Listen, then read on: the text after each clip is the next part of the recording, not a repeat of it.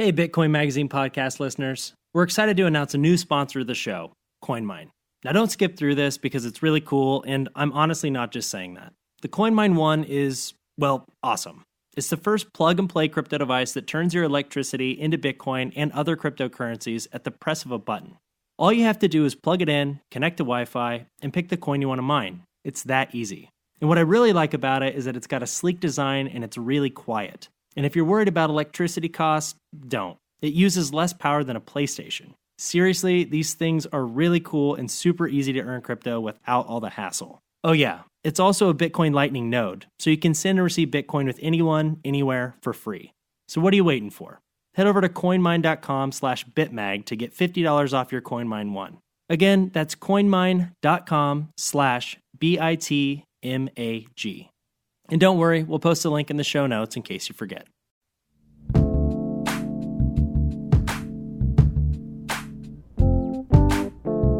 Hey, what's up, guys, and welcome back to the podcast. I'm Graham, and over there, sitting across from me, is Dave. He's back from vacation. Hey, everyone. Glad to be back. How was your vacation, Dave? Well, Graham, it started as a normal fishing trip in the Atlantic. Sounds fun. But we didn't know. Graham, we didn't know. Is everything okay? We can't talk about it here, not on the podcast. Let's just do the normal intro. Okay. You had me a little worried, but you seem to be in one piece. Hopefully everybody else that was with you is also still in one piece. Glad to be back. Okay. Well, while you were gone, I kind of took the reins and reached out to Alex Gladstein and was fortunate enough to get him on the phone to talk about an essay that he just wrote on the moral case for Lightning, which is great, by the way. And actually, Dave, you know Alex from the past, correct? Yeah, he invited Bitcoin Magazine to the Oslo Freedom Forum in New York about a year ago. Okay. And the Oslo Freedom Forum is an event series they do, the Human Rights Foundation, to connect technologists, financiers, and civil rights advocates, political dissidents, people who have been in closed societies and had some sort of human rights violation happen to them. So it's a way to create a platform for them and bring attention to their causes. Right. And we actually did I didn't go to the conference, but I know that you've been in contact with Alex for a while, but we did some shows on another show that we used to do. But there's some really cool stories dialogues. there. Old dialogues. There's some really cool stories there, and Alex is doing really cool work, which sort of, I think you mentioned closed societies before we started recording and how he's trying to bring a voice to them, correct? Right. Yeah. This essay is more focused on first world societies and specifically surveillance and how our information is being sold to the highest bidder, more or less, in an attempt to sell us just more stuff. It's not exactly nefarious, but he's basically saying it's a slippery slope. And the article is really, really cool. I'm really glad that I had the chance to talk to him. Yeah, and just to give our listeners some background, Alex works for the Human Rights Foundation, which is, in addition to doing the Oslo Freedom Forum, the Human Rights Foundation, or HRF, is basically a nonprofit that promotes and protects human rights globally, with a special focus on closed societies. Right. And of course, cryptocurrencies kind of play into, protecting our basic rights and our privacies and things of that nature. So again, really, really glad to have him on the show.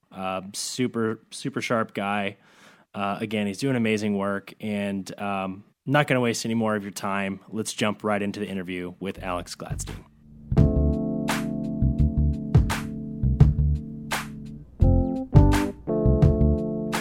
Alex, thanks so much for coming on the show.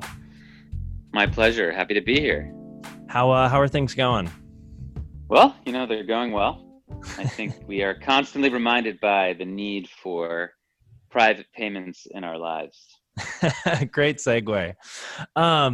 I love the article. I've read it twice. I read it when I first reached out to you, and I read it again today just to jog my memory again. I love the intro story. Can you just kind of summarize, what led you into writing this article?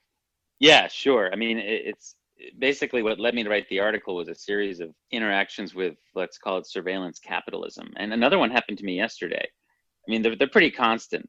Oh yeah. The one that happened to me yesterday was I used my Chase Visa card to buy something at a Whole Foods, Mhm. and you know, some minutes later, I received an advertisement for a similar product on my Twitter feed. Um, that one is less egregious though, because I was using the Whole Foods app, so I'm sure there's like all kinds of data pulled from that. Oh The one sure. that the one that was really shocking was the one I led my recent essay on the need for something like Lightning with, which was the fact that I walked into a pet food store and I didn't, I just had the Chase card. There was no like rewards programs or no other way to like that the store knew who I was. And I bought a bag of dog food and then like these little treats that were like toothbrush shaped dog treats. Sure. And I left the store, and the geolocation on my phone would not be enough to do what would happen next, which was within 20 minutes or so, I got an advertisement on Twitter for like toothbrush shaped dog treats. And again, if we're thinking it was the geolocation on my phone that was giving me away, well, it was a pet store. It sold bird food and cat food and all kinds of different food, right? So the specificity was too much. So I looked into it, and lo and behold, Chase does actually, when you pry them, they do say that they disclose all like your payment data to third parties. Right. So what's happening now is that like when you use your credit card for anything, which is so dominant for at least Americans, but also people around the world, that transaction is then being exposed and shared with and profited from by a whole host of people, starting with your payment processor, but then extending to all kinds of folks that are trying to sell ads, so that companies can sell you stuff. Right. And like I think that we've kind of come to accept that as like, ooh, that's a little creepy or weird, but it's just sort of how things are. But I think that there's a slippery slope to that, especially in countries where the government is allowed to, have more control over payments and social media, like in a place like China. Right. In America, we've got dozens and dozens of banks and card companies, so things are a little distributed. We do have the Bank Secrecy Act, so banks are obliged to give that information to the government. But in general, like you do have a little more protection over your information in certain instances than in a place like China, where the government is just like harvesting your data directly from this app called WeChat, which is essentially replaced pretty much any sort of third-party payment software you would use. Instead, you're just using WeChat. So it replaces both stuff like Venmo and PayPal and things like your credit cards, and even like other things like wires and loans, like virtually all of your payments and monetary activities that you would do, you do through one app. So it's like super easy for that company and therefore the Chinese government to have a holistic understanding of your economic behavior. And I think what's really important for people to understand is that your spend or your payment habits say more about you than your words, right? So, Right. Oh yeah. When people are eavesdropping or spying on us right now and they're listening to this conversation, there's a lot of fluff. There might be a lot of pleasantries. There's a lot of work that goes into picking out the important pieces, right? Spying on payments is way easier. Everything's important, right? We sort of we give away our hand when we're exposing all of our payments. So whether it's your concern about like growing kind of surveillance capitalism in the West, or the more mutant version of that, which takes place under dictatorships where governments are not only spying on your payments but also using your payments to start to shape your behavior, and based on your payments, providing incentives and disincentives for you to become more loyal to the government. So in China, this is done with this like idea of social credit. So depending on what you do with your payments, you get certain benefits or you get penalized in different ways. So regardless of whether you're fighting the surveillance capitalism or the surveillance state, there is a need, I would say a moral need, and a practical need for us to have like a private payments in our lives. Sure. And I mean, you admit that, ads here are relatively harmless. Could you dive in a little bit more into China's process and how they're a little more harmful and like the social credit system? Yeah, what I mean by that is like when your data, let's say when I make a payment to you or when you buy something at a store, using a payment processor of some kind. And you know what? Like I think we need to pause a moment and just appreciate what cash does in our society. Oh, yeah. Like look, when you withdraw cash from an ATM, okay, fine. Your bank knows that you withdrew X amount on X day. That's Sure. it. They don't know anything else. So there's no way for a government to track what you do with that. And then you can go use that cash and buy various things with it. And you're not being a criminal, you're not being a bad person, you're just protecting your financial privacy. And I think people are underestimating like that kind of value that cash brings. And I would certainly encourage people to use cash while they can. It's just we have to understand that cash is disappearing on our planet, and only 8%, it is estimated, of all daily financial transactions are done with paper or metal money. Almost everything's digital these days. So we're clearly headed in a direction where like people who are being born now, are not going to use paper money meaningfully in their lives. Unfortunately, they're just not going to have that option. Both governments and companies are pushing for a all digital financial system because it's easier for them to make more money and have more control. So that is a good bridge to just getting into what's happening in China. So the Chinese government is kind of accelerating the transition to cashlessness. And in major urban cities in China today, in big metropolitan areas, everything is done using, again, this like sort of super app called WeChat, which dominates your phone. It's kind of like an operating system. It's more than just an app. It has all the conceivable apps you could have in the West, like everything from Uber to Amazon to Netflix to your banking account to your maps to your messaging to your Snapchat to your like shopping things. Like all of it is just like in one. Wow. And it's super convenient, right? Like we always Yeah. talk about this trade-off between privacy and rights and convenience, and this is that taken to the extreme. And because the information environment in China is so heavily censored, dissent against this is not really heard about. And people are like, well, of course I want this. This is great. I mean, if WeChat's like so much more evolved as a software than anything we have, like let's say in the United States, like it's so much more convenient and powerful, right? But what you've done by like allowing all of your activity to be sort of just like vacuumed up by one service provider is help build the most like staggering surveillance mechanism in human history. So more than 1 billion people use this app every day. Wow. And there's advanced sort of big data analysis, or what some people call AI, which is starting to be used to supplement humans sort of spies and sensors, so that there's like real time surveillance and censorship. So for example, like when a famous Chinese dissident dies or something like that, like their name and any other construct of how you would put their name together is like immediately censored. And in WeChat, you don't even know. So it used to like tell you, apparently several years ago, when you would send a message through, like let's say about Tiananmen Square or some other provocative thing in China, like it would basically tell you that, and this goes for like people who use it abroad too. This is like, there's two kinds of WeChat, right? There's the WeChat you get as a Chinese citizen from Chinese app stores, and then there's the kind you get from like Sure. if you're downloading it abroad, right? Sure. Yeah. And either way, like it used to have some sort of error message if like it didn't go through due to the content, but now it's like They it don't doesn't even let you know. tell you. Yeah, you just like don't know. And the craziest part is that the surveillance is not just messaging. It's not just like if you spell out a word. They're now doing real-time image and voice-based. So I'll give you an example. Like my friend showed me, a Chinese friend of mine showed me this image that her uncle sent her. And her uncle sent this. She has two WeChat apps because she's like back and forth between the US and Beijing.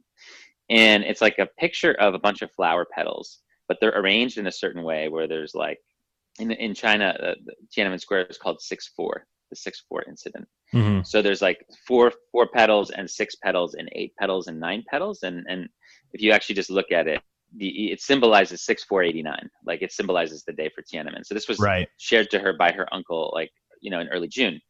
And because she received that message, she didn't do anything. her account was disabled. Okay.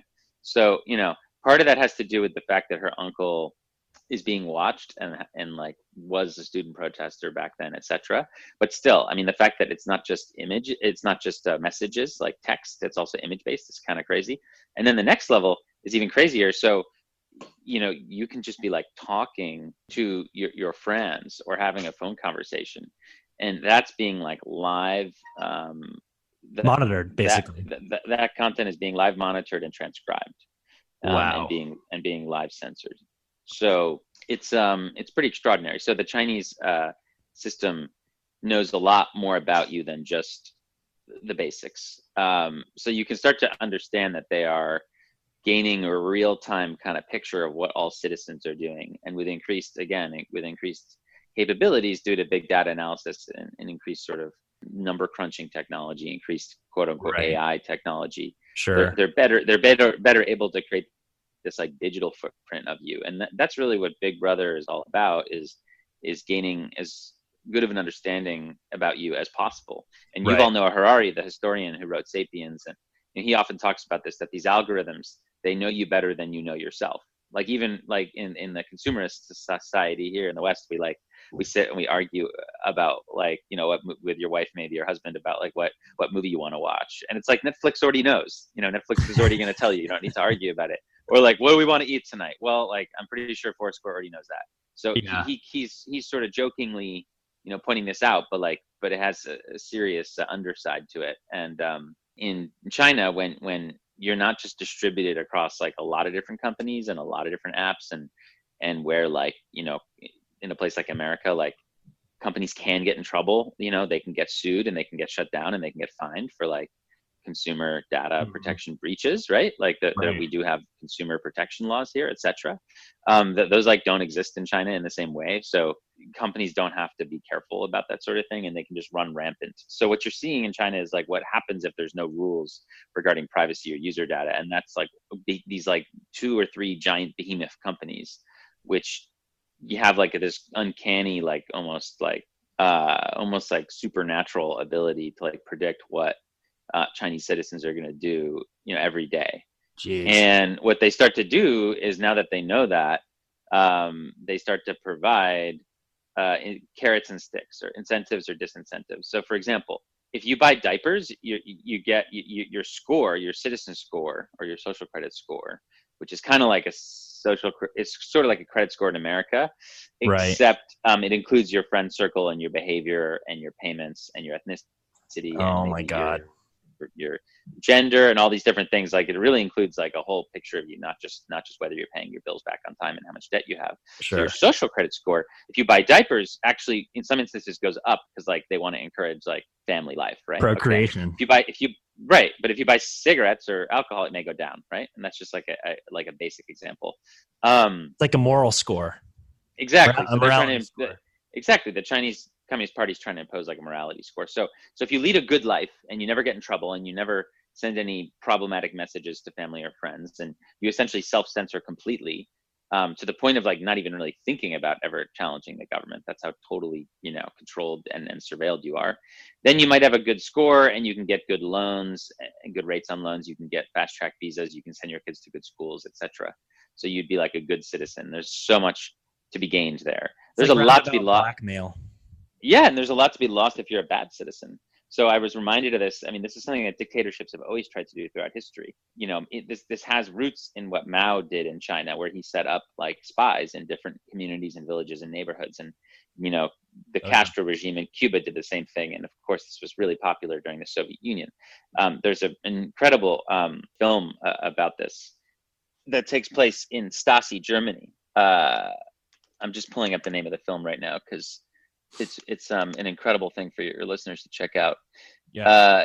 It's called The Lives of Others, and it's directed by Florian Donnersmarck.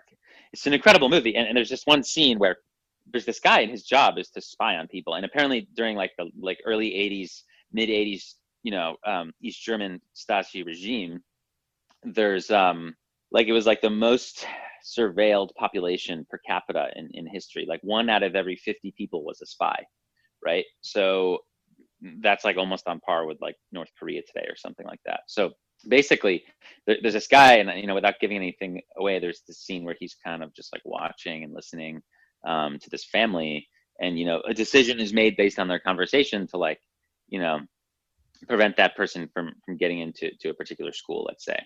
And this is something that happens in many different dictatorships, and it always will happen, but it's being augmented by technology now, right?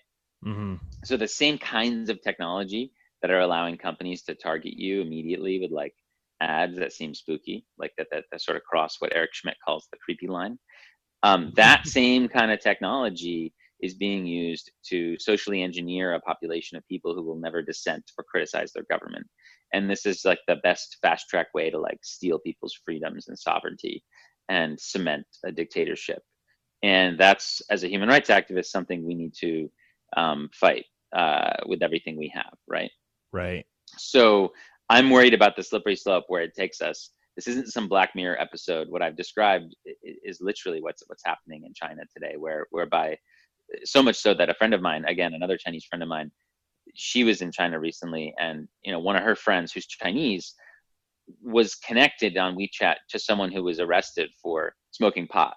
Okay, which is certainly a crime in China. Oh, and no. About it. Well, it. But I'm just using a very harmless example. Let's say. So her friend was arrested. A day later, like a bunch of plainclothes police came to her office and apprehended her actually, and seized her and disappeared her for like 2 weeks or something like that. Wow. And when she came back, she basically told her friends that her social credit score had been basically destroyed. She was no longer able to take out a loan or travel or buy a train ticket, and she was sort of in like financial purgatory. So again, like this is what the regime will do to you if it considers you a miscreant or a troublemaker, right? Wow, over something just so harmless. Yeah, well, and you can imagine what they would do to you if you actually protested against the regime or tried to push for reform in any meaningful way. So again, like, and payments are such a critical part of this, right? Like the fact that your payments are not private in China, the fact that your payments are all controlled by one entity essentially, or two entities, and like the government has total control and surveillance over those things, has led to that kind of society. So wherever you are, if you're not in China, we need to make sure we don't go down that road if you believe in human rights and freedom. Sure. And that's why, like, even though these things seem harmless today in this surveillance capitalism society, where you go into a store and you buy something, you get hit for an ad a few minutes later, that's a presage of something that we don't want. That's a preliminary kind of like symptom of a society that we don't want to we don't want to go down that road too much further. Sure. And really, the only way to be able to do that is to not have a centralized payment processor. Meaning, like when you digitally transact with someone, assuming we're going to leave the cash society and go to the cashless society, WeChat is like the ultimate end game payment processor because it's just so good at sucking up all of your data, and it's like the only game in town pretty much. But in the West, like we have to understand that all payment processors are security holes, right? So anytime you do a transaction digitally, your transaction is the data on that transaction is being sucked up and held by at least one third party, but usually 2 to 3 or 4. If you think about, think about like making a payment. I mean, who's involved in you just using a credit card to buy something on the internet? Like at least Visa or MasterCard, the underlying credit card, right? Mm-hmm. And then the bank, maybe Chase, and then maybe there's like a Stripe or a PayPal or something like that. And then there's the other person's the other person's bank. So I mean, oftentimes when or a company, right? If you're buying it through like an Amazon, so there could be as many as 3 to 5 to 6 different intermediaries between you and the person you're paying, right? In the digital society, right? And all of those people can read and learn about your transaction and start to like understand who you are and what your profile is. And we live in this world today where we all have these like centralized profiles, right, which are tied together by email addresses and phone numbers and addresses, right? So we're just like sitting ducks here. So obviously when I made that transaction in the dog food store, like Chase knew that it was me, not like some other person. Right. And, I have this big profile that it's been accumulating on me, and it can sell that data to some company, which, wanted to, which then bought out an ad on Twitter, et cetera, right? So there's a lot here, and it's not just the social media company's fault, right? It's the bank's fault, and it's the system's fault. So what we need to do is figure out, is there a way to do a digital transaction without a centralized payment processor? And until 2009, there wasn't a way to do that, right? That was like inconceivable. But that was the problem that Satoshi Nakamoto solved. So Bitcoin is the way to send a digital payment without a centralized payment processor. It is a way of decentralizing the payment processing mechanism. And while that was done originally, I think if you read the white paper, in whatever way you want to read it, obviously it was to create an alternative to central banking, right? And it was to sort of remove the power of the government from the creation and distribution of money. However, like what could be an equally important effect, ripple effect of creating decentralized money is the fact that there's no longer, at least on base layer Bitcoin, there's no longer like companies that are in the middle. It disintermediates. So there's no longer like these financial middlemen between you and the person you're paying. So there's like way less opportunity to spy on you. And you add that to the fact that Bitcoin is pseudonymous. It gives you a little bit more privacy than the existing financial system. Certainly, if a government wants to use a lot of resources, they can do a chain analysis and look at the blockchain and figure out, based on deduction and a bunch of other things, like kind of who you are, especially if you're not careful with your Bitcoin operational security. But at least it gives us a start, right? So I say in my essay that like Bitcoin is the substrate for a private money network. Now, the folks who created, there's dozens of people who've been taking this idea of like something like a private payment network on top of Bitcoin. But the folks working on Lightning today kind of take that ability a step further, where you can like have this like settlement network, the Bitcoin base layer, which ultimately allows people to transact without a middle person, like a third party. And it allows us to have instant payments. It allows us to have voluminous amounts of payments. It allows us to have even more privacy, right? So by nature of its design, the Lightning Network uses a sort of a kind of onion routing encryption mechanism similar to the Tor network, where your payment is done through a series of hops through third parties that don't know anything about each other, right? So it's like if I'm sending a Lightning payment to you, like it doesn't go just to you, it goes through a bunch of other people. And due to the way that like the onion routing works, like these layers of encryption come off kind of like as layers of an onion, right? So that the person at the end may know everything about the thing they've received, but the people who helped get it there, they can't see what's in the package. They don't know anything about it, right? They're just kind of pass-throughs. So essentially, we're still talking about pretty brilliant design. Right. So essentially, we're still talking about multiple parties involved, but we're encrypting that relationship to improve the privacy between those parties. Yeah, I mean, I'm still like think of it this way. Let's be practical. I go walk in the dog food store, and I use my phone, and I have a Lightning wallet on it. Like, let's say this is like in a year when some of this tech is like more mainstream, or maybe in 2 years. I try to flesh this out in a time frame in my essay. Right. So like let's say it's 2022, and I can walk into the dog food store using a non-custodial Lightning wallet, meaning like I've sent some Bitcoin to a wallet on my phone. Now, that Bitcoin may be able to be traced to me in some way, but hopefully I'm pretty good at operational security, and I've minimally kind of like I've made it so that the Bitcoin is like not that traceable to me, right? Like to my best efforts, right? Yeah, sure. I've maximized privacy on that aspect. Right. But then when I make that Lightning transaction, the idea is that hopefully the merchant, Pet Food Express or whatever, will have their own Lightning wallet, and they'll just receive the Lightning from me, and it'll happen immediately, and they'll like it because it's freaking cheap. Like there's no fees, right? Sure. Essentially no fees, and it's immediate and it's final, and there's like no returns or any of that stuff. So I think merchants will really like this thing. And I'll just like beep in or whatever, I'll beep in, I'll pay the invoice, and I'll leave, right? And that like Pet Food Express won't see, anything about me or my home address or my eye color or my weight or whatever. They'll just see the fact that I've paid an invoice, right? It's like literally like using cash, right? And now, and then you can see how this would really help us fight Big Brother in the surveillance state, because they no longer, there. First of all, there is no financial intermediary. There is no payment processor that helps. It's literally just me and the merchant, and it's like a bare asset. It's like paying with cash. Right. So there's no opportunity for someone to exploit that transaction and then sell advertisements to me. The advertisement industry is not going anywhere, but it's just going to have to adapt to a different kind of like digital climate, right?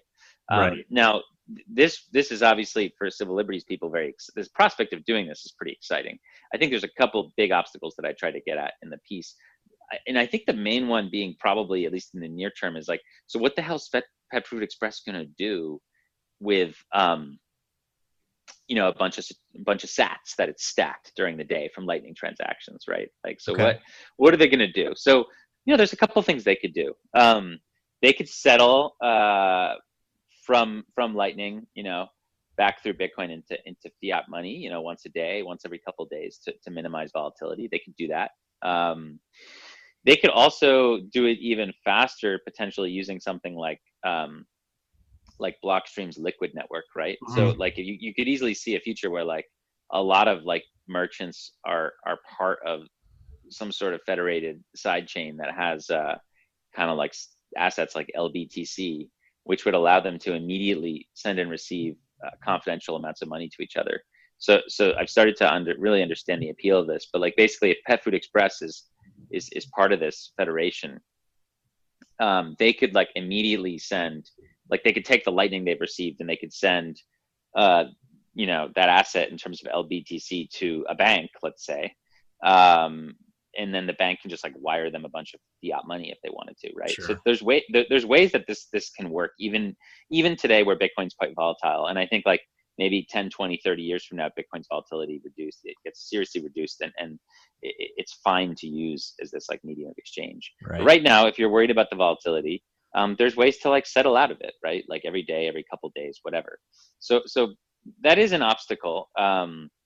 Something we have to consider, and I don't know if you have a comment on that piece. Oh no, speaking of obstacles, you mentioned in your article that for Bitcoin to work, the community would need to make trade-offs. Can you sort of delve in on that? What you mean by those trade-offs and why those are important? What I meant with obstacles was, I think, less technical. I mean, obviously there are technical obstacles, but we seem to have a roadmap for how a lot of those are going to get solved. I think the larger ones are with regard to settlement and liquidity, and like, does it really make sense for merchants to accept Lightning from folks, and how can they effectively do business with that? So that's number one, big challenge. Number two would be like of course the legal and regulatory environment. Now, what kind of gives me hope here is that, again, it's not that different from a cash-based ecosystem, right? And I know there's this like global war on cash or whatever, and governments are trying to get folks to go digital so that they can spy on them more easily, right? But generally speaking, I think, especially in a free country, in a democracy, we should be able to argue as citizens with consumer protection groups and different activist organizations and even some sympathetic companies and merchants, etc., that cash is a good thing. Cash is not a bad thing.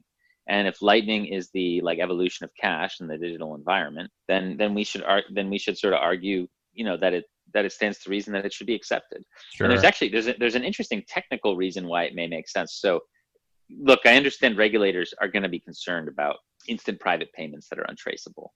Like, I'm not like an anarchist. Like, I do understand they need to do their job with regard to catching actual bad guys, right? Okay. All right. The thing is, like, the way that Lightning works is that, like, it's not super advisable, and it doesn't seem to be in the future that, like, you would store a huge amount of money on your, like, Lightning wallet, right? No. It's just not secure, right? Or it's less secure than Bitcoin, right? So it stands to reason that at least in the near future, potentially longer than that, Lightning payments will be relatively small. They'll be kind of like cash payments. It stands to reason that like Lightning payments under a certain amount of money, and I think the overwhelming majority of them will be under a certain amount of money just because of the nature of kind of retail transactions and paying back friends. And the majority of things you would use Lightning for, right? Will be relatively small. Let's say under a number I've picked $2,500 essentially. based on a couple other ways that number's been used with regard to political Sure. donations, etc. But I think there could be like a social contract where like people are like, okay, cool, like Lightning transactions under 2,500 are private. They're like cash. Stuff that's over 2,500, whether it's Lightning or Bitcoin base layer or like fiat money or whatever, like you may have to give up some of your privacy. You may have to like prove something with regard to other parts of your identity to get that sort of payment to go through. And I think people may just have to be okay with that, right? That might be a big ask. Yeah, I mean, it might be a big ask, but like it's, people, you do have to ask yourself, like, well, like what would happen if like somebody could just send like $100 million instantly to somebody else, like without, like secretly, like, maybe that's a bad idea. I'm not sure. But what I'm describing, by the way.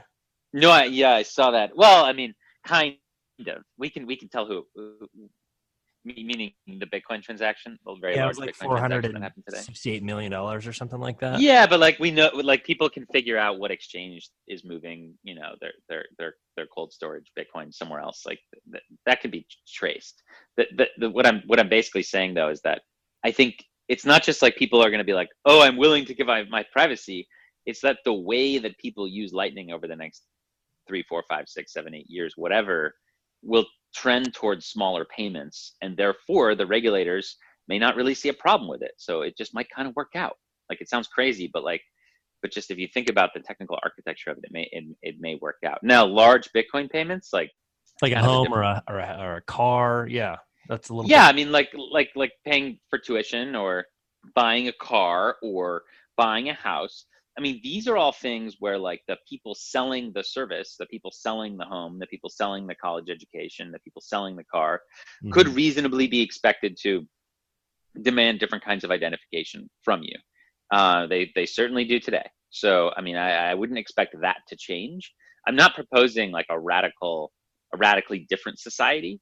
I'm just like basically arguing for the preservation of cash and just like making the equivalent of digital cash widespread so that we can prevent the rise of the surveillance state. I mean, right. Like me having to prove my identity to buy a house or buy a car or send my kids to college or buy like some ludicrously expensive piece of art, that's not creating a surveillance state. What creates the surveillance state is the micro daily surveillance of all your little activities. Micro track.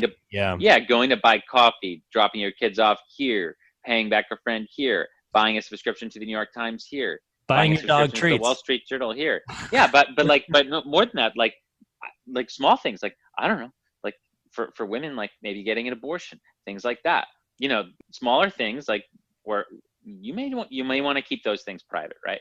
So anyway, I think. Or buying cigarettes, like maybe you don't want everybody to know that, yeah, exactly. Or buying alcohol, that's a little embarrassing for some people, Yeah, or whatever, or maybe like your favorite political magazine is embarrassing, or like would get you in trouble with your employer. Absolutely. Like small payments, I just think you can make a good case that not only should they be private and like from a moral sense, number one. Number two, that keeping them private helps us fight the surveillance state and helps us keep our digital footprint small. That's the key.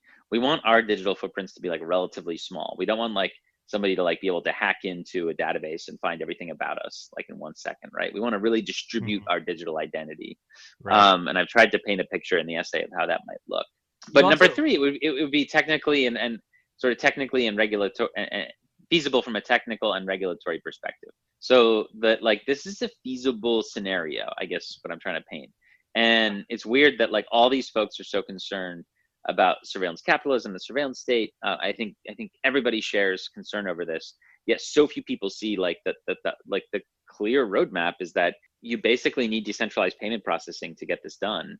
And we have the roadmap for that with Bitcoin and Lightning. And the fact that so few people kind of see that like the popularization of this kind of payment would really help us in this regard and should be, advertised and promoted heavily in this area. So that's kind of what I'm trying to get at with the essay. Yeah, and I feel like the other side of this is you mentioned privacy in the future might be somewhat of a luxury. We interviewed Jameson Lopp for our first episode, just about the lengths that he went to erase his digital footprint, which was pretty incredible. Amazing article. Yeah, it was. He awesome. Also did Yeah, it cost him like 30 grand. So I mean, it already is sort of a luxury. But remember, this is very different from what I'm describing. He was like trying to buy a house and a car and basically have his entire life completely in the dark. That's not what I'm not saying we need to get there. No. I was shifting to more of like, what are you doing beyond like advocating for Lightning to increase your privacy? Right. But just that's an important point though. Like it may have cost him some ridiculous amount of money, right? To be like totally private, but which people can't. Like the normal person just can't do that. No, but maybe the normal person can, even if they don't have a lot of money. Maybe they can have, like, if we can start popularizing the usage of Lightning payments instead of credit cards and social media for payments. I mean, because that's really what it's going to be. Like, are you going to use credit cards? Well, credit cards are eventually going to get eaten by social media companies. So it's really going to be like, are you going to use social media to buy things in the future in terms of retail payments and small payments? Right. Or are you going to use something like Lightning that's more sovereign and private? And I think there's a good chance that some social media companies actually adopt Lightning. Like, look, obviously, if you look at the Square Twitter thing, like there's some interesting stuff there. Mm-hmm. Social media companies like are obviously going to try and create their own money so they can like doubly benefit from not only the data surveillance, but also the creation of a new currency that can compete with nation state currencies a la Libra and probably whatever Google and Amazon are going to do. Right. But really, like, this is what it comes down to is like, let's just make sure that these like really widely available things that the average person can afford can give them some kind of privacy. But like when you look at what Jameson's doing, yeah, I mean, like in addition to private payments, you kind of need we need three kinds of encryption to protect us. We need, first and foremost, payments encryption, where I think we at least have a roadmap. We have the technology to do it, and it's gonna be difficult, but like we know what we sort of need to do in that area. But payments encryption, I think, is like so critically important. Communications encryption is also really important. And again, we have kind of like, we know what we need to do. We need to popularize stuff like Signal, even as you're seeing yesterday or like today. There's noise about Facebook basically trying to exploit more of the metadata, I guess, that it can read from WhatsApp transactions. Surprise. Yeah, I mean, basically trying to learn more about users from their WhatsApp transactions. So I need to be careful about communications encryption, but I think using more stuff like Signal, especially if you can marry these things together, like if Signal and Lightning could have a baby, that would be great. Yeah. But the third area is the most challenging, and that's like personal information. And there's a couple different ways to address this. The first one is what I hint at in my article, is essentially like if we're just like paying for stuff using Lightning, and we're not disclosing a lot of our information about us when we're paying people and interacting with people in a financial sense, then our identity, the identity thing, sort of becomes less important because we're not disclosing it very often. So that's kind of like one way that I think I would sort of seems to be reasonable to approach this idea. The second one is something that like people at like Microsoft are trying to push with like the Ion platform, which would essentially be a way for you to have like a secure personal identifier that you would, I guess in their case, actually lives on the Bitcoin blockchain, but you would use it essentially as like a private key to gain access to your data. And have control over it, and you'd have a choice as to where you store that. The third kind of solution or area would be what folks are trying to do with zero knowledge encryption and cryptography, which is to me really, really important and fascinating.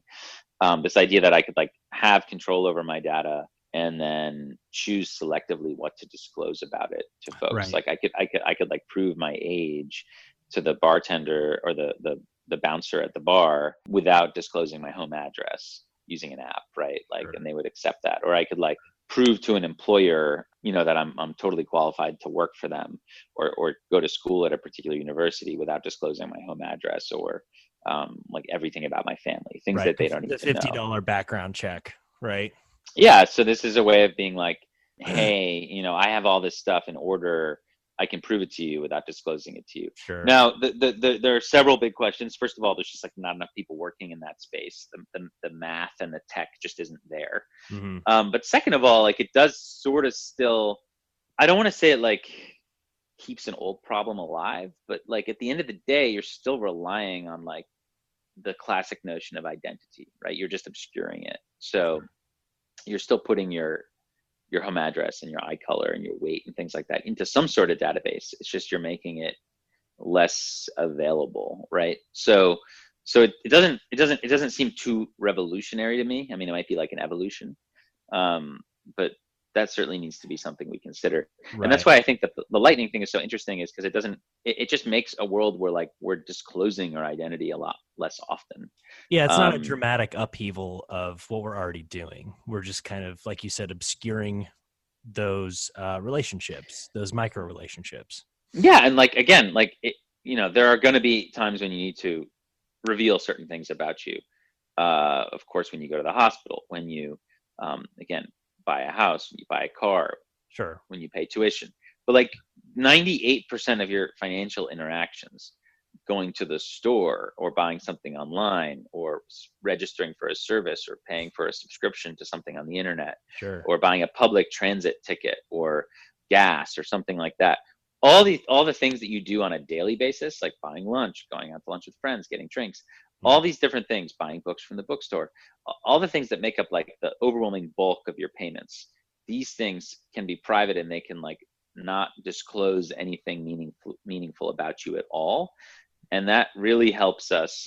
Again, it really, really helps us fight the surveillance state in a way that I just haven't seen any other construct right, reasonably prove to do. How do you feel about the opportunity for people to actually disclose their information for a share of the profit? Because I've heard people kind of toss that idea around before, and it sounds kind of interesting if you're willing to be a part of it. Well, I don't think it's possible unless we can have more control over our data. Exactly. Right. Right. I could see a situation where I go to Pet Food Express and I walk in and I pay with Lightning, and then I get a pop-up that says something like, "Hey, do you want to participate in like our advertising program? If so, we'll pay you X amount."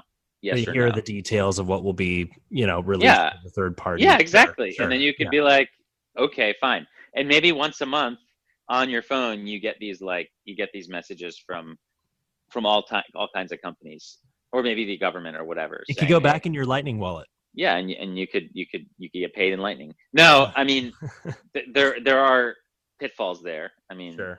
You're basically saying that like probably people who have a greater need for small amounts of money will not live private lives. So that's something that I'm concerned about. But generally speaking, I think the option for people to have this is way better than the existing system where everybody, involuntarily or just like, without knowing it, gives up everything about them. Sure. So what I'm describing is definitely better. It may not be ideal, and I still have concerns, but it's certainly better than the existing system. Yeah, I think at the very least, people are looking for some sort of transparency with these relationships they have with large companies. I mean, that was kind of blown up with Zuckerberg, last year with the hearings. It's like, wait, you did what with my information? I didn't know that. And it's all in that, the fine print in the agreement that you sign, and it's just kind of snuck under the table, without you knowing.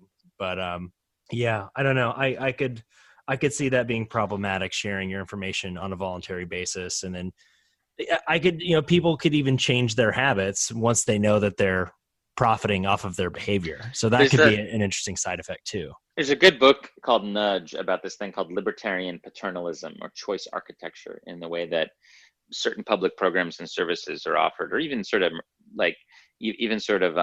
consumer stuff. So the two examples I'll give are, like back in the day when you would install software on your computer and it would be like, do you want to do the default or like the custom for experts install? Right. So this is like the classic choice architecture. Like 98% of people will just do whatever the company wants. Right. Which I'm sure at that point included like massive, infringements on your privacy. And then like experts would opt out and they would choose something else. So this is like a popular thing that we could do, where like, again, you'd get like this, maybe you would flip it for Lightning and say, hey, like, we're not going to disclose any, or, obviously we can't take any of your data unless you give it to us. However, if you do want to give it to us, here's what you would gain. The other interesting option I thought was rather fascinating was in Sweden, I guess, maybe 15 plus years ago, the government offered people the option to build their own like private pension portfolio versus like the default one that the government would build for you, right? And then it was interesting to see the sort of mixed results from that. But there are these like things that we can do with choice architecture where we can have people like opt out if they want to, right? So Right. I guess like you want to tilt that towards consumer protection. And, you know, obviously Lightning does that natively, meaning it doesn't disclose anything about you. If you want to disclose stuff about you, like if you want to disclose what is about to happen, that I'm about to buy some dog food to a bunch of third-party companies and advertisers, et cetera. Again, like maybe you choose to have that, but this requires like a much more robust like data market essentially. And Definitely. maybe in the near future there will be like these like crazy data markets. I mean, you know, that do geolocation and medical and food and agri and different kinds of data from different public transit and parking and all kinds of things. I Sure. mean, maybe the data markets will get very rich and robust, and maybe that's inevitable. But like, let's just kind of protect our own personal data. Let's at least be able to stay private. That'll keep us well insulated against both of these kind of threats of the surveillance state and the sort of like, you know, end game of I guess surveillance capitalism. And I think people need to realize that Bitcoin and Lightning are a potential way to get there. Right. So I have to ask, you know, first, is this too good to be true? You even asked that yourself. And if adoption does fail, how does your roadmap differ? Right. Well, like I said, it's almost certainly too good to be true. I mean, the most likely scenario is that this sort of like, if we think about three kinds of money, we have like fiat money or government money, we have corporate money, which could be something like Libra, and then we have Bitcoin, which is like the people's money, or which is like decentralized money. The most likely scenario is probably that like we see some sort of like evolution of the government and corporate monies, and they really dominate, and we give up all of our privacy and rights, and we live as slaves in some sort of dystopic future horrible society. I mean, maybe that's the most likely scenario, but I have to have hope based on a couple different factors that maybe like a mixed future will be possible where people can opt to use something like Lightning and preserve some of their privacy and freedom. It does seem to be reasonable for several reasons, you know, including both the fact that this technology is kind of better than centralized technology for a lot of things, and that people may actually want to preserve their privacy, which doesn't seem to be the case today. But I really think that we need more conversation and debate and experimentation in this area, and not, I'm not talking about in the Bitcoin community. I'm talking about like in the mainstream community. Like we need people who are reading like the Financial Times and the Wall Street Journal and the Economist to be like talking about how can we meaningfully create private payments. Like this is so key. So my hope is that we can help break this conversation through to the mainstream, or else again, you know, we can look at what's happening in China today for a glimpse into our future if we don't do something. Right. It's kind of scary to think about. That's it. That's all the questions I have for your essay, but I did want to ask you if there's anything else going on, not just in like the Bitcoin community right now, but, you know, at the Human Rights Foundation. Like, is there anything, you know, interesting going on or exciting or, you know, kind of scary that's kind of on the front of your mind? Well, for your listeners, I mean, the Human Rights Foundation is a nonprofit that focuses on protecting human rights and freedom in authoritarian societies or in dictatorships around the world, where people have a lot less rights and freedoms and accountability and ability to, you know, hold their government accountable than we do, let's say, in a country like the United States. So we often work with folks in countries like China, North Korea, Saudi Arabia, Cuba, etc. And that really drove my personal interest in learning about Bitcoin and other kinds of technology that can protect people. At the very moment, one of the people that we support is an activist in Hong Kong. His name is Johnson Young, and he was one of the sort of initial student organizers of the Umbrella movement, you know, a half decade ago, that sort of rose up in many ways against China's sort of creeping, at least the Communist Party of China's sort of creeping control over Hong Kong. And that obviously exploded several months ago with these massive 1 million person protests, where something like more than a quarter of Hong Kong's population has gone on the streets to protest Which is in astounding, particular, by the way. That is insane. it's totally amazing. And there's a lot to be learned from Hong Kong. I mean, people have stood up and basically said, no, we don't want this new law, which would basically allow the Chinese government to extradite anybody from Hong Kong to Beijing, right? Which is a huge, blow against the sovereignty of the Hong Kong court system, etc. So people basically stood up, and they've managed to push off this referendum on this, on editing this law, right? So that's kind of like a temporary victory. But what the Chinese government has done is, they've got this ineffectual leader, Carrie Lam, who we're not sure if they're going to take her out and put somebody in maybe more strong or whatever.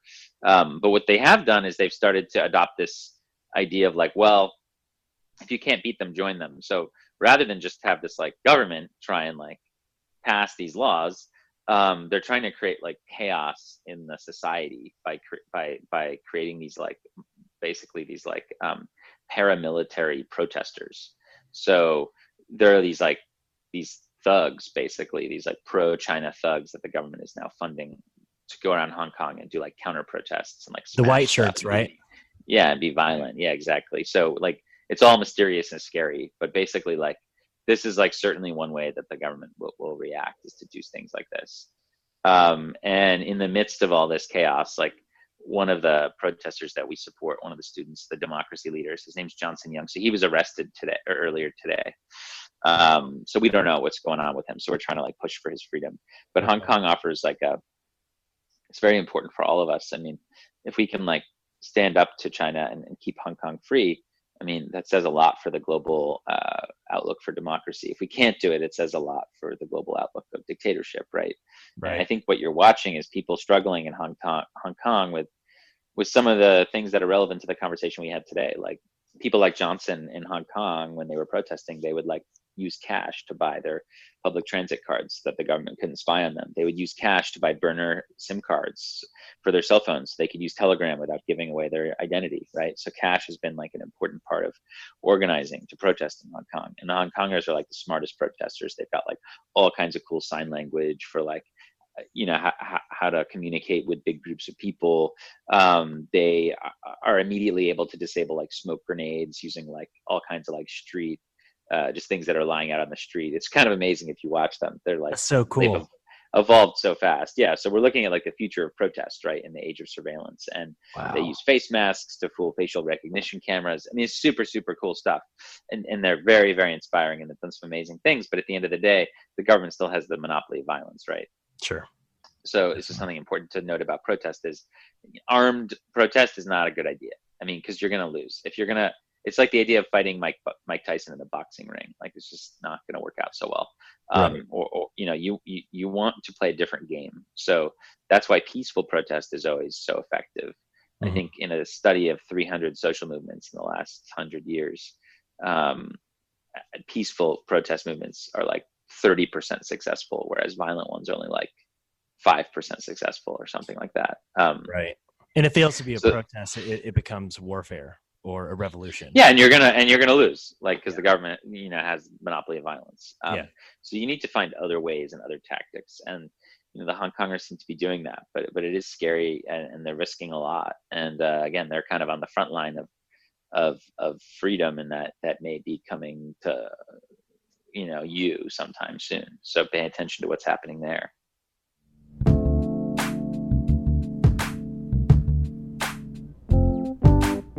Special thanks to Alex Gladstein for coming on the show. The Bitcoin Magazine podcast is a BTC Media produced podcast on the Let's Talk Bitcoin network.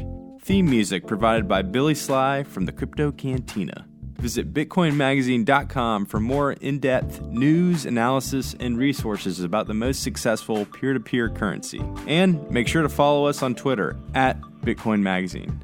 Find and subscribe to the show wherever else you get your podcasts. And don't forget to rate us. Remember, it really helps us improve the show. Thanks again for tuning in. We'll see you guys next time.